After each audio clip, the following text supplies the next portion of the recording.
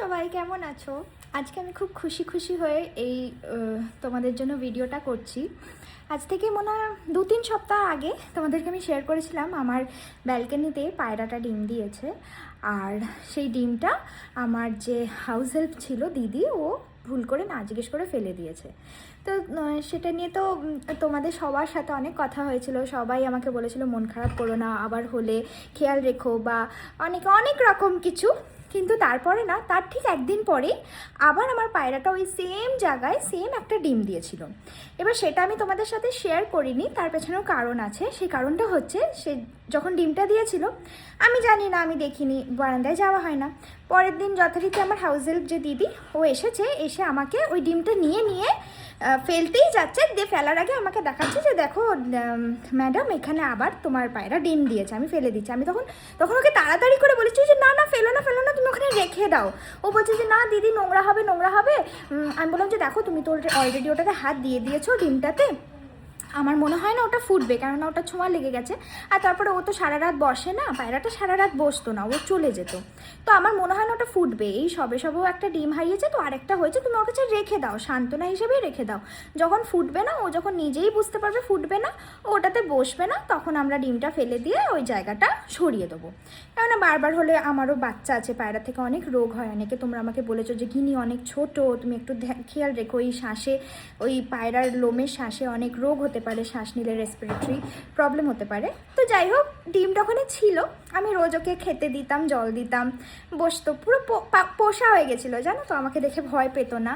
তো কালকে হঠাৎ করে আমাকে জল আর চাল দিতে গিয়ে দেখি ডিমটা ফেটে গেছে।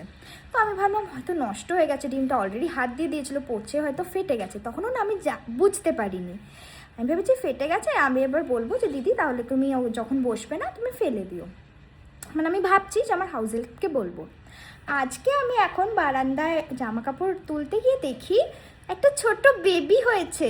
সেটাই তোমাদেরকে দেখাবো বলে আমি এই ভিডিওটা শুরু করলাম, একদম র্যান্ডম ভিডিও, আমার কোনো প্ল্যান ছিল না এটা করার। বেবিটাকে দেখাবো, আমি ভাবতেই পারিনি এত অল্প সময়ের মধ্যে ওটার বেবিও হবে। তো চলো তোমাদেরকে আগে বেবিটা দেখাই, আর তারপরে বলি যে কি হবে, এবার কি নেক্সট করব আমি জানি না, বাট বেবিটাকে তোমাদের দেখাই। এই যে দেখো, বেবিটা এখনো চোখ ফোটেনি, আমার মনে হয় কাল বা পরশুর মধ্যেই হয়েছে। কালকে একবার এসেছিলাম দেখতে ওকে, এই যে জল দিতে, তখন না দেখলাম ডিমটা ফেটে গেছে। তো আমি ভাবলাম যে ডিমটা হয়তো নষ্ট হয়ে গেছে, ফুটবে তো না, এটাই ভেবেছিলাম যে ফুটবে না। তো আমি আবার ওকে বলে গেলাম যে হ্যাঁ রে, তোর ডিমটা তো ফেটে গেল, তাও তুই বসে আছিস কেন, বসে আছিস, কি করবি এবার, এইসব কথা বলে গেলাম। তারপর আজকে এসে দেখছি ও ডিমটা ফুটে বেবি, ছোট্ট বেবি এসছে। এই যে দেখো তোমরা, ছোট্ট বেবি এসছে, যা ফোকাসই করছে না। এই যে এখন একটু ফোকাস করেছে। তোমাদের সবাইকে আমি এই গুড নিউজটা দেখালামও আর শেয়ারও করলাম। এবার যত ও বড় হবে না, তোমাদের সাথে আবার শেয়ার করব। এরপরে এখন তো সময় লাগবে, ও যখন বড় হবে উড়ে যাবে, তখন হয়তো আমি ওই পুরো সেট আপটাই চেঞ্জ করে, মানে সরিয়ে দেবো ওখান থেকে, যাতে আর না হয়। কিন্তু আমি খুব খুশি হয়েছি, আমার না মনটা এত খুঁতখুত লাগছিল যে একটা ডিম নষ্ট হয়ে গেল, আমার একটা এত খারাপ, তোমাদের সাথে শেয়ারও করেছিলাম। কিন্তু তারপর আরেকটা ডিম হয়, সেটা যে বেবিটা হয়েছে, ও যে একটা সন্তান, মানে ও বাচ্চা পেয়েছে, ওটাতেই আমি ভীষণ খুশি হয়েছি। তাই তোমাদেরকে আমি আমার খুশিটা শেয়ার করলাম।